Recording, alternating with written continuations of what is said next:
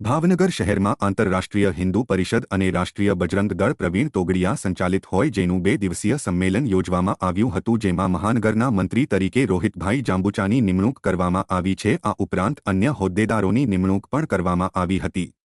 ભાવનગરમાં આંતરરાષ્ટ્રીય હિન્દુ પરિષદ અને રાષ્ટ્રીય બજરંગ દળનું મળેલ 2 દિવસીય સંમેલનમાં વિવિધ મુદ્દાઓ પર ચર્ચા વિચારણા કરવામાં આવી હતી અને ઉપસ્થિત મહાનુભાવોએ કાર્યકરોને માર્ગદર્શન પૂરું પાડ્યું હતું।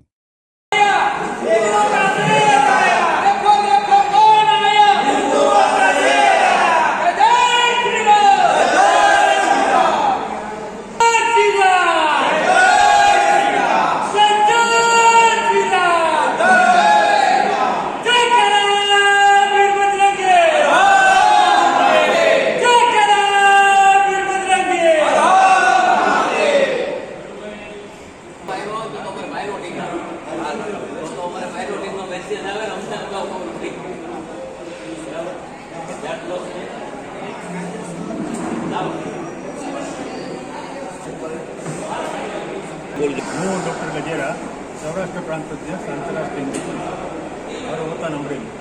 હું છેલ્લા 25 વર્ષથી પરિષદ સાથે જોડાયેલો છું। આજે મેં ગઈકાલે અને આજે 2 દિવસ સુધી વિભાગ આંતરરાષ્ટ્રીય હિન્દુ પરિષદનો વિભાગ વર્ગ અહીંયા ભાવનગર ખાતે રાખવામાં આવેલ।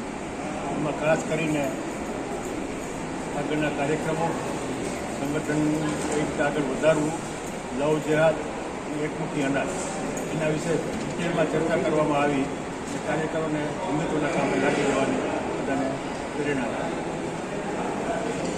સૌરાષ્ટ્ર પ્રાંત સંગઠન મંત્રી આંતરરાષ્ટ્રીય હિન્દુ પરિષદ, આંતરરાષ્ટ્રીય હિન્દુ પરિષદ, રાષ્ટ્રીય બજરંગ દળ, રાષ્ટ્રીય છાત્ર પરિષદ અને રાષ્ટ્રીય કિસાન પરિષદ દ્વારા 2 દિવસનો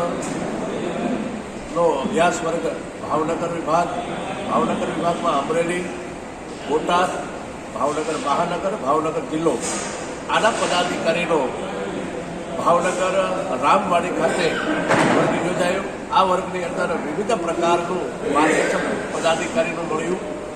માનનીય કેન્દ્રીય મંત્રી રસુલભાઈ ભરવાડ, અમારા પ્રાંત અધ્યક્ષ ડૉક્ટર ગજેરા સાહેબ, વિવિધ પદાધિકારીઓનું માર્ગદર્શન મળ્યું અને હિન્દુત્વ માટે કામ કરવા માટે ભાવનગર મહાનગરના મહામંત્રીની જવાબદારી 2 દિવસથી આંતરરાષ્ટ્રીય હિન્દુ પરિષદ અને રાષ્ટ્રીય બજરંગ દળના કાર્યકર્તાઓ માટેનું એક પ્રશિક્ષણ વર્ગનું આયોજન ભાવનગર રામવાડી ખાતે કરવામાં આવ્યું, જેમાં પ્રાંત, પ્રદેશ અને રાષ્ટ્રીય કક્ષાના આગેવાનોએ આવી અને કાર્યકર્તાઓનો ઉત્સાહ વધે એને માર્ગદર્શન આપ્યું છે, એને માર્ગ બતાવ્યો છે કે હિન્દુ સંગઠનને આગળ લઈ જવા માટે, હિન્દુ સંગઠનને અને હિન્દુઓને આગળ લઈ જવા માટે થઈ અને કાર્યકર્તાઓની શું જવાબદારી છે એ સરસ રીતે સમજાયું છે।